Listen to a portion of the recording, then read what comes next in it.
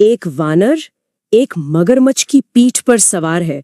पानी बहुत गहरा है और बचने का कोई रास्ता नहीं है, तो मौत बिल्कुल सामने खड़ी है।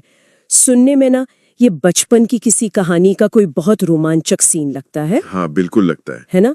लेकिन आज हम जिन सोर्स मटेरियल पर गहराई से चर्चा कर रहे हैं वो साबित करते हैं कि पंचतंत्र की ये वानर और मगरमच्छ की कहानी कोई साधारण बाल कथा नहीं है। एकदम सही है। ये असल में कूटनीति या कहें कि सॉफ्ट पावर और क्राइसिस मैनेजमेंट यानी संकट प्रबंधन का एक बेहद आधुनिक मैनुअल है। जी, और इस कहानी को हम आज विष्णु शर्मा के लब्ध प्रणाशम के नजरिए से देखेंगे। अब सुनने में ये शब्द थोड़ा भारी लग सकता है। हाँ, काफी भारी लग रहा है। लेकिन इसका सीधा सा मतलब बस यही है कि जो हासिल कर लिया गया है उसे कैसे गवा दिया जाता है। तो आज का हमारा फोकस इसी बात पर है कि कैसे एक मजबूत गठबंधन टूटता है और चरम संकट में हमारा दिमाग कैसे काम करता है। तो शुरुआत करते हैं उस दोस्ती से जो नदी किनारे जामुन और आम के लेन देन से शुरू हुई थी। मतलब ये बिल्कुल आज के समय की किसी कॉर्पोरेट पार्टनरशिप की तरह है। हाँ, जहाँ दोनों को फायदा हो रहा था। बिल्कुल। वानर को एक अच्छी कंपनी मिल गई और मगरमच्छ को फ्री के मीठे फल मिल रहे थे। लेकिन फिर एंट्री होती है मगरमच्छ की पत्नी की, जो कि इस पूरी कहानी का असली ट्विस्ट है। हाँ, जिसे वानर का कलेजा चाहिए। तो ये तो एक तरह से इस पार्टनरशिप का एक हॉस्टाइल टेक ओवर हो गया। और इस टेक ओवर के दबाव में ना मगरमच्छ जो करता है वो उसकी सबसे बड़ी सामरिक भूल है। मतलब वो भावुक हो जाता है और अपने ही सप्लायर या कहें अपने दोस्त को मारने का फैसला कर लेता है। अरे बाप रे। सबसे दिलचस्प बात यह है कि वो अपने इस धोखे को मजबूरी का नाम देकर सही ठहराने की कोशिश करता है, जो कि रणनीति के हिसाब से बहुत बड़ी गलती है। और एक मिनट रुकिए, क्या यहाँ वानर की भी कोई गलती नहीं है? मेरा मतलब है एक मगरमच्छ पर इतना भरोसा कर लेना कि उसकी पीठ पर बैठकर नदी पार करने निकल जाना, ये तो सरासर बेवकूफी लगती है। खैर, इसे बेवकूफी कह सकते हैं, लेकिन इसे एक कैलकुलेटेड रिस्क भी माना जा सकता है, क्योंकि अब तक तो दोनों का लेन देन बहुत फायदेमंद रहा था। हाँ, वो तो है। असली समस्या तो तब शुरू होती है जब मगरमच्छ लालच और पत्नी की जिद के आगे झुक जाता है। वो ये सोच ही नहीं पाता कि इस एक झटके में वो अपने भविष्य का कितना बड़ा नुकसान कर रहा है। फिर आता है कहानी का सबसे तनावपूर्ण पल।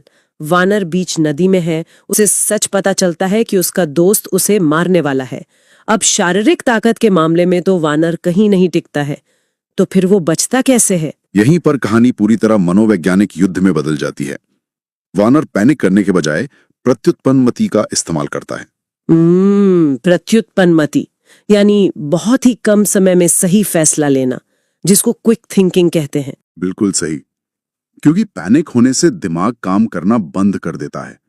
लेकिन वानर अपने डर को दबाकर तुरंत एक कल्पित वास्तविकता यानी एक झूठी कहानी रच देता है। अच्छा। वो बड़ी शांति से कहता है कि अरे दोस्त, मेरा कलेजा तो पेड़ पर ही टंगा रह गया, वापस चलो तो ले आएं। और मगरमच्छ इतना बड़ा बेवकूफ था कि उसने मान लिया कि कलेजा शरीर से बाहर पेड़ पर हो सकता है। मतलब मुझे ये बात हमेशा खटकती थी कि ऐसा कैसे हो सकता है। इसके पीछे का जो मनोविज्ञान है वो बहुत रोचक है। असल में मगरमच्छ अपनी मंजिल को लेकर इतना अंधा हो चुका था कि उसमें कंफर्मेशन बायस आ गया था। ओहो। उसे लगा कि शिकार तो बस मिल ही गया है। जब कोई अपने लक्ष्य के इतने करीब होता है ना, तो अक्सर उसका तार्किक दिमाग काम करना बंद कर देता है। वानर ने मगरमच्छ की इसी जल्दबाजी का पूरा फायदा उठाया। यानी शारीरिक ताकत अगर बहुत ज्यादा भी हो तो सामने वाले के दिमाग से खेलकर उसे हराया जा सकता है। इसके बाद मगरमच्छ मुड़ता है और किनारे पर आता है और वानर छलांग लगाकर पेड़ पर पहुंच जाता है। बस खेल खत्म। जो वानर कुछ देर पहले तक एक भोला पार्टनर था, वो अब एक यथार्थवादी रणनीतिकार बन चुका है। वैसे हमारे सोर्स में 36 घड़ी लोक कथाओं की एक चट्टान की रणनीति का भी जिक्र है। हाँ, जहाँ नदी के बीच पत्थर का इस्तेमाल करके सुरक्षित वापस लौटा जाता है। बिल्कुल वही। और अब जरा उसी कॉर्पोरेट वाले नजरिए से मगरमच्छ की बैलेंस शीट देखिए। उसने एक ही दिन में क्या क्या गवा दिया। काफी कुछ गवाया है उसने। एक भरोसेमंद सप्लायर जो उसे रोज मीठे फल देता था, एक अच्छा दोस्त, और सबसे बढ़कर अपनी सोशल कैपिटल यानी अपना आत्मसम्मान और अपनी साख। और वानर उसे जाते जाते चिढ़ाता भी तो है। वो उसे धोबी के गधे की कहानी सुनाता है जो शेर के चंगुल से बचकर दोबारा उसी जाल में जा फंसा था। सही बात है। वानर का सीधा सा मैसेज था कि भाई मैं कोई गधा नहीं हूँ जो एक ही जाल में 2 बार फंस जाऊं। और ये सबक इतना असरदार है कि दुनिया भर की संस्कृतियों ने इसे अपनाया है। हाँ, ये बहुत दिलचस्प है।